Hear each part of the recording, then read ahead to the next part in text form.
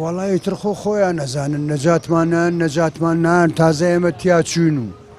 ئەو من 230,000 دینار مەعاشمانێ 495 خزمەتمەیە کاتە 45 ساڵ جەماعەت ئێمە لە بەغا 900,000 دینار وەرەگرن من لێرە 240,000 مانایە لێ 3 مانگ جارێترەوە خۆیان نەزانن لە 2016ەوە مەعاشیان زیاد کردوە ئێمەیان کوشتۆ ئێمە چیمە عەمرم 85 ساڵە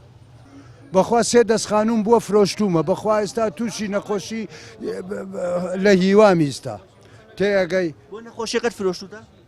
نەوەڵا بۆ ئیدارە فرۆشتمە لە گرانیەکە تاوەکوی ساوان مەعاشیان زیاد کردوە دەفرسیان ناوە بە ئێمە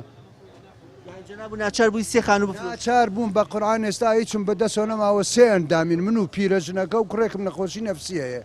خانوویەکی 70 مەتری میستا ماوە 3 دەستخانوویشم بووە ئەتر حەزەکە ئەیەن نایەن بۆ چیمە من تازەوە ئەم شەو خوازانێ ئەم شەو ئەمرم یان نامرم ئەوە ساڵێکی تریژمە ئەتر بیەن نەیەن بۆ چیمە من نەخۆشیەکەش ئەویش خەرجی هەیە وانە؟ ئەی چۆن نایەوێ کاکە ئەی چۆن نایەوێ هیچم بەدەستەوە نەما ئەتر بیەن نەیەن هەر نەیەن کاکە بەچی تازە ئێستا من بەچی بە فریای چی بکەوم پێم ناڵێ فریای چی بکەم کاکە بە خەڵکەکە ڕابێرن ئەژینا مەعاش هەیە مەعاش نییە ئەم لاوەلا مەعاش زۆرە بۆ خۆیان ئەی بۆ خەڵکە فەقیرەکە نییە لەگەڵ عێراق ڕێگەکەوی ڕێک ناکەوە ئەمە گەشتی کلاوە تو درۆ دەلەسێ ئەژینە هەمویان لە ژێرەوە شەریکن خۆیان لە ژێرەوە شەریکن بەس یاری بە میلەتەکەکەن ڕادەست نەکردنی نەوت و داهاتی ناوخۆ مەترسی نییە چەرمانیانە کێشی جدی خۆی بە حەقیانەت شتێکی باش نییە تۆ داخی لە شتێکی تێنەکەی هیچ هەڵەگریتەوە تۆ داهات تەسلیمیەوەنەکەی لە شۆ یارمەتی مۆزەفت بدات هەروەها تۆ لە ماڵی خۆشتا داخلە هیچ تێنەکە هیچ تیاڵەگریتەوە ئەمە واقعە کاکە ئەوەش قسەکەی جوانە ئەگەر ئەمان ڕێک حکومەتی هەرێم ئارەزوو لێبێ ئەو داوای چیەکە داهاتە نەوتیەکان و ئەمانە ئەم ڕادستی بکە با ڕێکەون ئەوش مەعاشکمان بۆ بنێرێ ئەی نێرێ مەعاشکمان بۆ نێرێ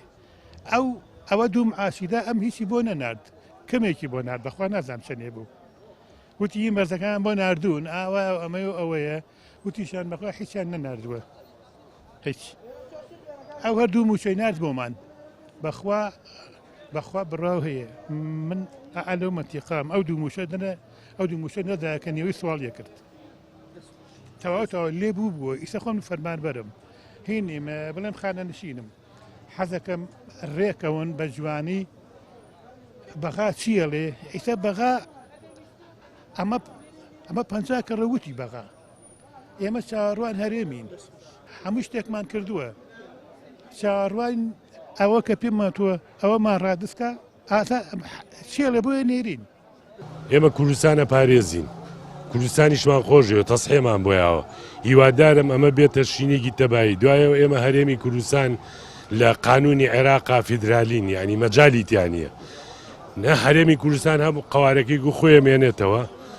هەم کوریژەر وەکو خۆی مێنێتەوە هەم ئەنجومەنی وەزیران و پەرلەمانیش وەکو خۆی مێنێتەوە باشترین شتەوەی ئێمە بتوانین لەگەڵەوانە گفتوگۆ بکەین بتوانین ئەوەی بە شەفافیە دێ لە نەوت و گاز و نازام ئەو سامانە سروشتیەکان و سەی نەکەنگ و مرگەکانەمانە لەگەڵ عێراقا دانیشتنووە مارەوەن